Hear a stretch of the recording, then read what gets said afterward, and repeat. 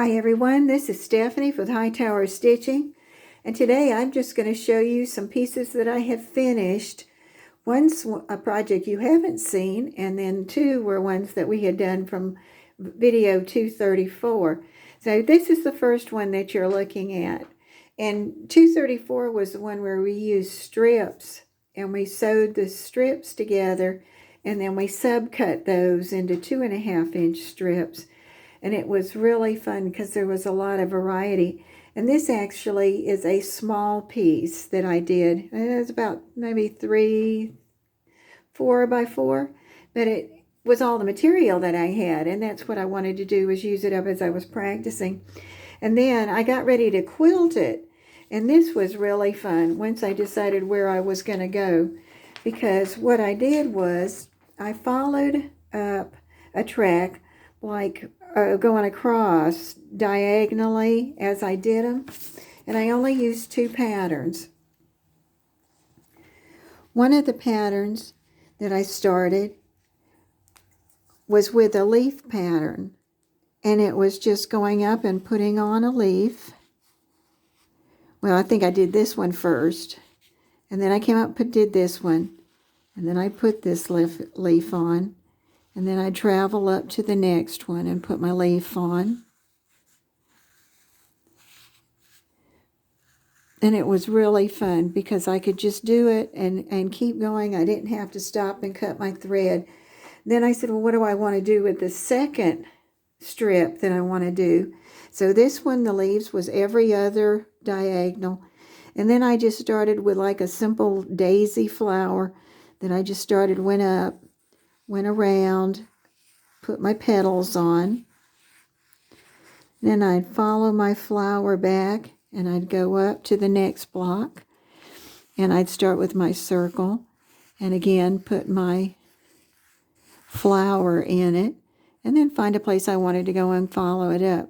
And it was really fun. It was kind of therapeutic by the time I did the whole thing. And so this one turned out really nice. And then sometimes, I don't know what's the most fun. It's picking the pattern, picking the colors, sewing it together, then coming up with a quilting that you want to do, hand or machine, but also finding the back material. And it just happened that I had this, and it was just perfect because it's got a little red print in the back. And after you look for material long enough, you'll say, oh, that's perfect. Oh, that doesn't work. And you go from there. And then I always put my labels. So that was one of the samples that we did. And this is the same pattern. And I think, again, I found that I had some 2.5-inch jelly roll strips that went together. And so I just used those up till I got finished.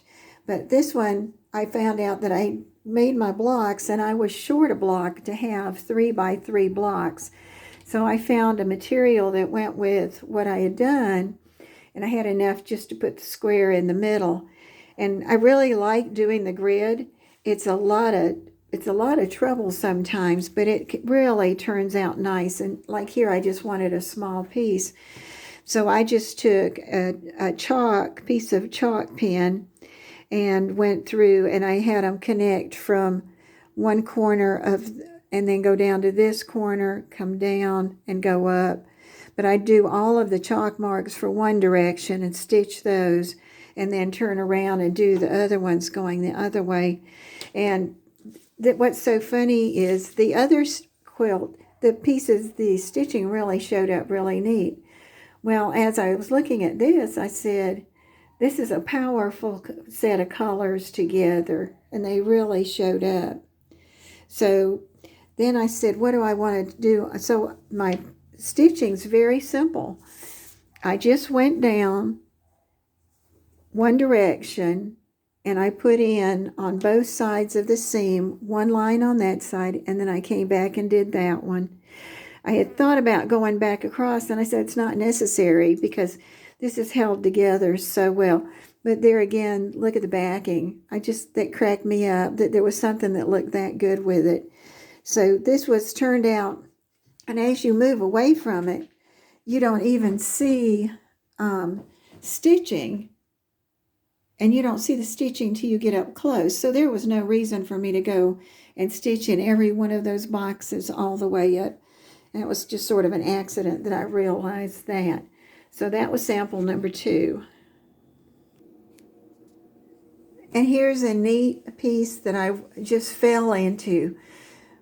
So, had a friend that's mother had made the quilt top. And it was a long time ago, and they were ready for it. They wanted to have it made into a quilt now. And it was really pretty. And I'm going to tell you, she hand-stitched this together.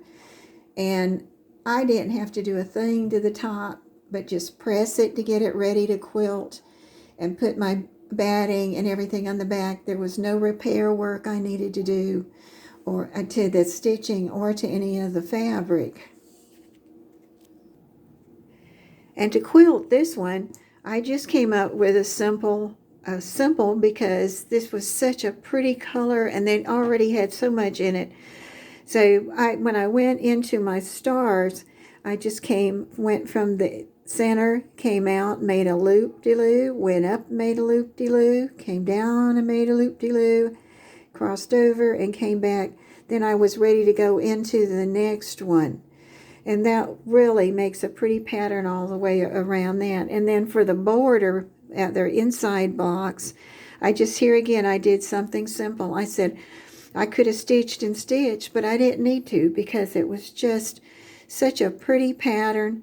And so from here, I started and I went up to the intersection, came out, made a loop, made a littler loop, then connected over, and then I went into the one on the side, did similar, and then around and up, and kept going around. And then one of the things that I really like on my borders is leaves and flowers, leaves and hearts.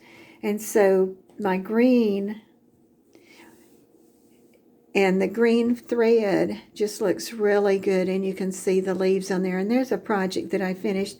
But the back, here again, I want to show you a back because this just got me tickled. It was just perfect. Somehow, it had different colors of flowers in there. So I hope you enjoyed those 3 reveals.